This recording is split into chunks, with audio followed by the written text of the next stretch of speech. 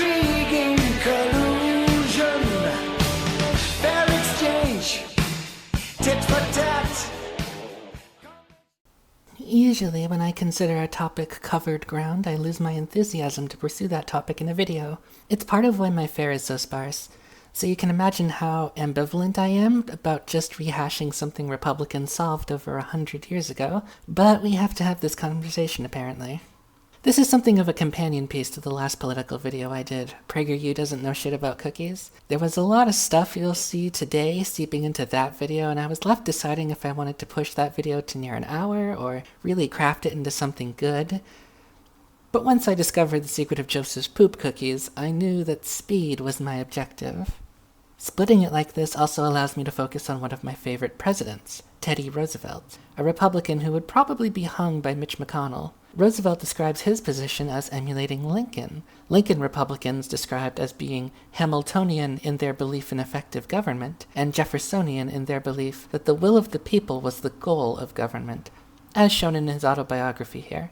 Though personally, if you want a really good Teddy Roosevelt book, I recommend Talks with T.R. by John J. Leary, a sort of gospel of Teddy from the World War period shortly before his death, if you want a handle on some of his philosophy. But today, we're going to talk about the Square Deal, the precursor to the New Deal, get it? Of which Roosevelt famously said, "When I say I believe in the Square Deal, I do not mean to give every man the best hand. If the cards do not come to any man, or if they do come, and he has not the power to play them, that is his affair. All I mean is that there shall be no crookedness in the dealing." Hold up there, Sally Jim. Don't tread on me! You're forgetting the most perfect iteration of the Republic, the 18th century when everyone only needed to look out for themselves, and not over their shoulder for the government. Don't tread on me! Well, yeah. Oh, sure. Typical leftist cuck. You just have to bring up slavery. Wait, what? I agree that having a very passive government was a good thing before the invention of toilet paper. See, the Square Deal is predicated on the fact that democratic institutions are, by nature, dependent on each of those democratic voices being of equal weight. In any democracy, of course, those with the most charisma and compelling ideas will sway more votes, but at the end of the day, every person votes for their own interests and beliefs, no one else's. The marketplace of ideas, if you will. And the Square Deal recognizes that economics are one such democratic institution. For example, you remember from the FDA's guidelines on third-party testing that businesses like restaurants, fishing boats, and retail eateries are exempt from needing to submit for third-party testing. As I said there, that's because if you make your food product in-house to where it is purchased, you are the best source of information about your product. You experience this every time you go out to eat. A restaurant serves you a menu, which gives you the most basic ingredients you need to know, and if you have questions or special requests, your waiter or other server or even the chef is able to answer your questions directly. Every time you are asked, rare, medium, or well done, you're experiencing this democracy of the economy and process. You are a solitary customer, and the diner is a solitary establishment. You don't need to third-party test that food because the consumer-producer relationship is direct and easily traceable. And if you have concerns if something has coconut in it, the baker himself can tell you yes or no, because you, the consumer, can ask questions face-to-face with the person who baked them. The same is true for a very small business in regards to its employees, which is why we would have categorized almost every job in the 18th century. You were a farmhand, you likely worked out in the field with the farmer. You had an arrangement that suited both your needs. If you disliked the terms of the situation, you could personally negotiate with your employer for raises and more concessions, and they would be left having to decide if they wanted to accept or take another 2 years to train someone else up to the level they had so far trained you. There was a great deal of parity in employer-employee relationships in the agrarian society of the 18th century. Likewise, setting up a business was comparatively easy due to how insular a community was. This is why snake oil salesmen were easily recognized by how traveled they were. If a respectable business made quack claims and cheated customers, everyone in the town would know before long, and a grassroots boycott was inevitable or worse.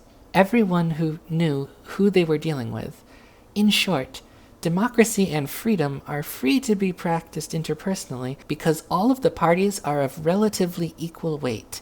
and no disparity in that weight couldn't be resolved with some equally disgruntled parties teaming up and bringing the big guy down. This is what the original progressives saw as having been lost to the rise of corporate capitalism, the loss of democratic power. Well, yeah, duh, obviously. That's why the South had to fight the Civil War. They were resisting centralized power. Not true. Also, the robber barons are not a centralized power.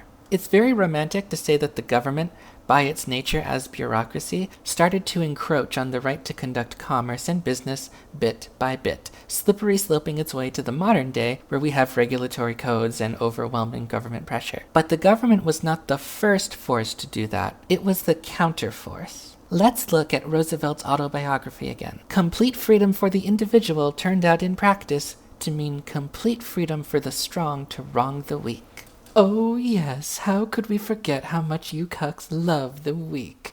Like how you ignore the plight of coal miners. Only my BFF Donald Trump cares about coal. Funny you should mention that, Snack, because one of the stories Roosevelt uses to prop up in his position is the coal strike of 1902. See, coal miners across companies in Pennsylvania went on general strike in the summer of 1902. Outputs plummeted, and reserves were depleting in the summer, which was unnatural. Coal is supposed to be built up over the same and burned through the winter, typically as the winter chills sets in. The owners of the corporations, of course, didn't negotiate. They saw no need to. They owned more than enough money to weather the storm themselves. The corporations had, effectively, banded together to form a union of their own, and not a single employer was allowed to step out of line and negotiate a separate peace with his own strikers. Not that you would want to. If you are a coal company at the turn of the 20th century, many buildings are heated with coal and nothing else. The furnaces aren't built to use wood or even soft coal because the hard anthracite coal that was at stake produced much less smoke, so they would clog up or maybe even explode if you tried to substitute another combustible in the furnace. So if you took out 40,000 pieces of coal last year at 10 cents apiece, and you only managed to bring up 15,000 this year, but each piece now sells for 40 cents because of the shortage, you're making 50% extra profit. The fact that this is on the backs of small businesses, who must invest more into heating costs, and private citizens, who might freeze to death come the winter, doesn't matter to an industrialist. Here's a line that should be familiar to you, courtesy of George Baer, one of the industrialists. Anthracite mining is a business and not a religious, sentimental, or academic proposition. So to our postmodern conservative friends, what do you do to resolve this strike that may or may not mean the life or death of your children? Well, I mean, the coal companies are still hiring. If my cause is truly righteous, I can tough it out. What? Oh no, you can't do that. You don't live in Pennsylvania. You live in Colorado. In Denver, which even at this time had a population of roughly 150,000 people. You'll never even seen a coal mine in your life. You're a simple factory worker.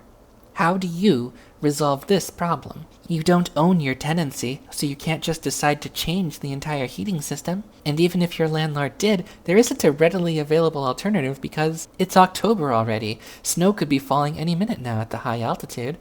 Extra blankets might carry you through December, but when the deep chill hits in February, you are going to need more than that.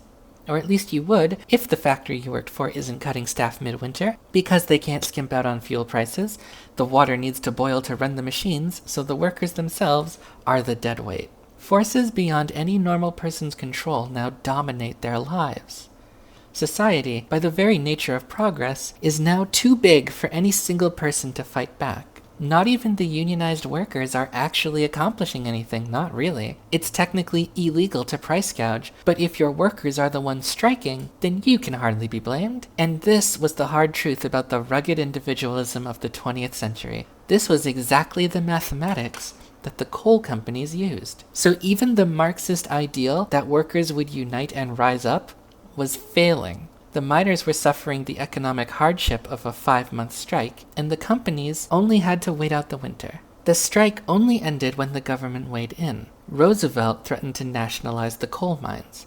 to put them under military jurisdiction unless the corporations agreed to mediation. The government committee organized to look into this dispute found that while the miners did have some grievances, such as drawing their workday down from 10 hours, they couldn't in good conscience agree that they were suffering under the conditions, and ultimately split the agreement evenly down the middle. It was, at least, enough to see the strike end on 23rd October. And lest you think this was only an issue for the overreachy gung-ho Teddy Roosevelt, this is the same strike that sparked the creation of the Pennsylvania State Police. Because during the strike, the police force was privately owned, paid for by the coal companies, in fact, and was found responsible for a number of disreputable deaths. So, yeah, all you shits in favor of privatization of everything, you're actually taking us steps backwards. Those services started out private, but the ball had to be taken away when someone fucked up. And this is what we mean by the loss of democracy under individualism. Forget about the union. Just the average family in the United States depends on this strike ending.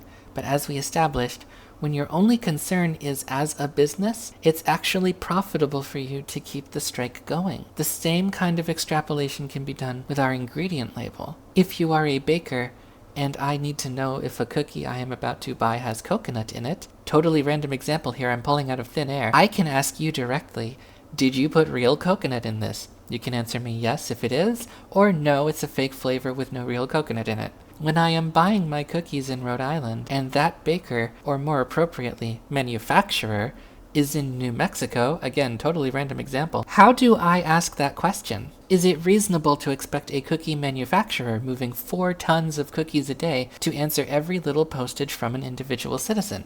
I mean, reasonably, no. How could you? They probably get hundreds of such letters a day asking the same questions over and over again. It's just practical for them to photocopy a standard issue response. But what if the secretary handling the letter isn't actually involved in the manufacture of the cookies? Should he waste someone else's time? Is there even an obligation to answer the inquiry, seeing as you have to pay money to answer it through postage? In these scenarios, the individual is so small and beyond the big individual's notice that they cannot effectively exert their own liberty. So it's not unsurprising that Roosevelt saw individual actions failing on the one hand, and union action failing on another, and decided that the people needed a counterweight, and the only available weight heavy enough to throw down with corporations is the government, the body that the people charge with carrying out their will.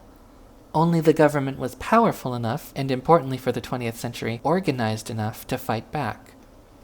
So under the square deal, they took up the sword and sought to make sure that no one's life was being made harder, or in some cases easier, because of someone else's financial interest. Again, I must stress, the myth that the government just grows of its own will is facetious. Like there's a steady line from the Articles of Confederation, where the government was 0, to the modern day as a contiguous arc because it's some kind of leviathan that just eats and gets bigger. The overreaching, intrusive forces already existed. The government simply developed a counterweight to these oversized intrusions into liberty.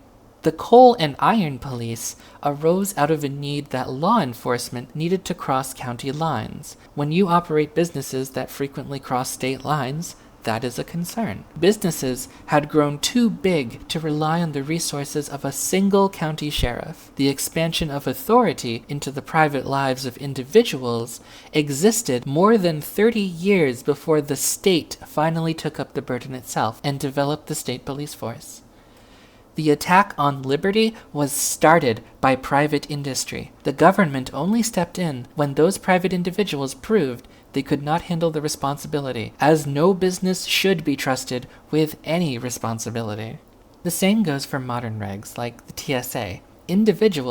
Private individuals, suddenly made planes flying through the sky all of our problem, collectively, so government stepped in to regulate it. And this is all what started the progressive realignment. This idea of adding a counterweight whose only goal is liberty for the individual. Government is, by definition, the arm of the people in the republic. Which is why when people like Prager come out and say, can't we all just agree on common sense standards, it rings hollow because that's what we did with the government. We voted on it and passed it into law that certain things must be upheld, so that when I buy my goddamn cookies, I don't have to waste time calling a customer service number to find out how much coconut they have. We've all agreed, as a republic, that if there's enough allergen that medical science says may cause a reaction, you slap the label on it. So I, the individual, save my goddamn time better spent masturbating and baking pizza. It shouldn't take me 2 hours to buy cookies. The government is acting as my middleman to ensure all I need to do is read a label and know what I am eating. I shouldn't need to research a company I am applying to see how many deaths per week they have in their facilities. I expect to be reasonably certain that taking a job in a deli won't kill me because the knives aren't cleaned properly, because the washing machine is inefficient. Well, government representatives voted on their interests, not the people's. And that's fine, but what you hate is the republic. You hate the government as it stands. You want to reform it.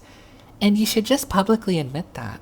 I don't say this to dismiss concerns that we need a bit of a realignment. Have you seen my fucking channel? But it's not by continuing to deregulate. The digital age allows for all kinds of new cooperation between administrative bodies and private corporations. We may also consider adopting goal-based regulations. For example, the regulation may simply be, if someone dies on the job, it is your fault. There is a presumption of guilt on the employer that they must then disprove by showing their in-house safety guidelines. And an investigation will take testimony. And if the employer loses, they get hosed for all they're worth. We'd still maintain things like safety inspections, of course, but these would, by nature, then be more flexible.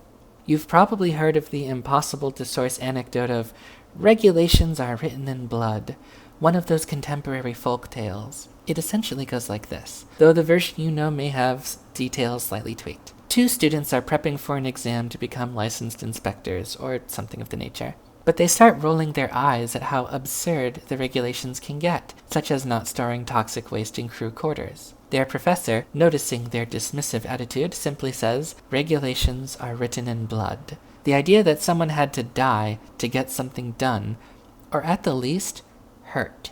You see this stuff all the time in your own life, regardless of the possibly mythical nature of this folktale. Traffic lights and speed limit signs are the primary markers. When I was young, my grandparents lived on the outer limits of their town, and the road we took to get there had a 3-way intersection guarded by a flashing light, as a warning signal.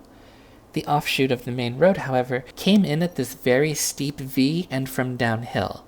My grandfather would, each time we got down there, and especially when someone did something dangerous in his field of view, would point at the yellow light and say, "See that? They should have a real traffic light there, because these assholes don't care, but they'll never bother until it's too late." Then, when I was probably 12, we went down south one summer and the light was gone, replaced with a more proper intersection. The street leading into the main drag had even been pushed out so that it more curved into the street at a right angle. We were stopped at this intersection one day and my grandfather shook his head. "You guys haven't seen this yet, did you?" he asked. Though we had on the way in, but perhaps we hadn't noticed it. "Poor girl got killed here a few months ago. Some drunk guy killed her. All of a sudden they cared a whole lot about fixing this light here. That's how it always is, you know," he sighed at us. "Some girl had to die before they believed it was dangerous." This is, of course, just my own anecdote, but I have a few stories about this phenomenon in the links, because a traffic light is a regulation. Now, again, this isn't to say that there aren't issues with current regulations. Pretty much anything that's been passed since 1980 has been for the benefit of big business. There aren't as many startups as there used to be, even though we currently have the advantage of the internet. This is the other side of the square deal philosophy. While corporations have plenty of boosts up, they also use their power to push down. Monopolies and oligopolies love incessant regulation because they have the resources to skirt it. Look at how Obamacare was greeted, specifically the work requirements. A lot of the Fortune 500 despised it and fought against it because most of them have to train employees and don't have high turnover. But a lot of big companies, particularly those who rely on unskilled labor like Walmart, pushed in favor of it because they added another layer to startups, while Walmart could simply scale back the hours its employees work to skirt the insurance rules. And here's the thing, we find ourselves today in a position where this counterweight is still needed, but not for the problems of 100 years ago.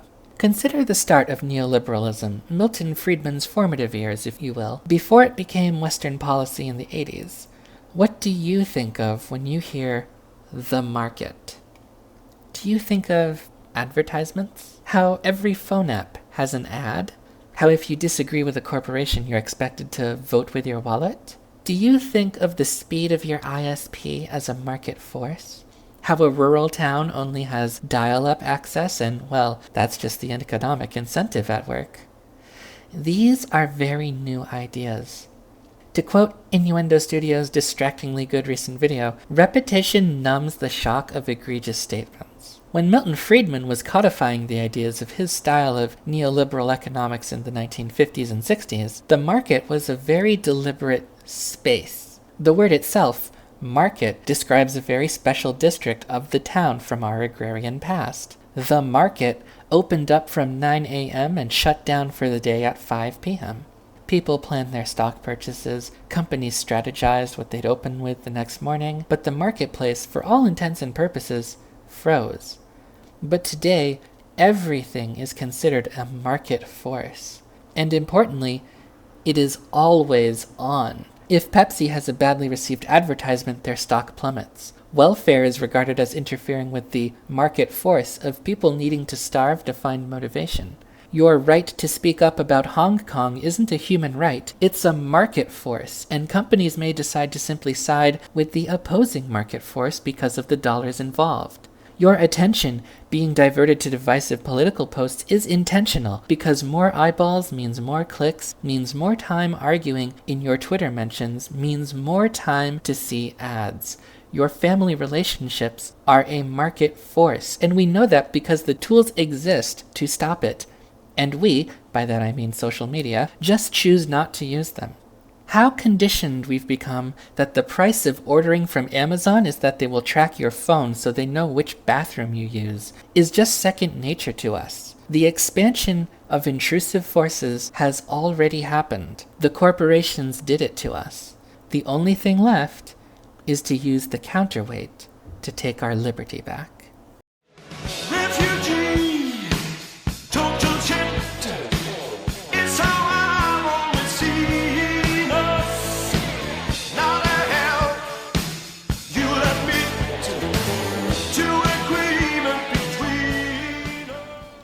Post-video notes. I hope you've enjoyed this. You can catch up with me by following my links. We passed our like goal on the Prager videos, so another one of those will be coming up, because I promised, but didn't actually think you maniacs would bother. There have been plenty of candidates recently, but there's a couple things I still need to catch up on before that comes out. But definitely before the end of the year, unless they do something that really signals stupidity like Joseph's poop cookies. In the meantime, I have the Americanized version of Double Helix coming out soon, along with an explanation as to why that is, just in case this problem crops up in future. Till then, leave a comment to fuck with the algorithm.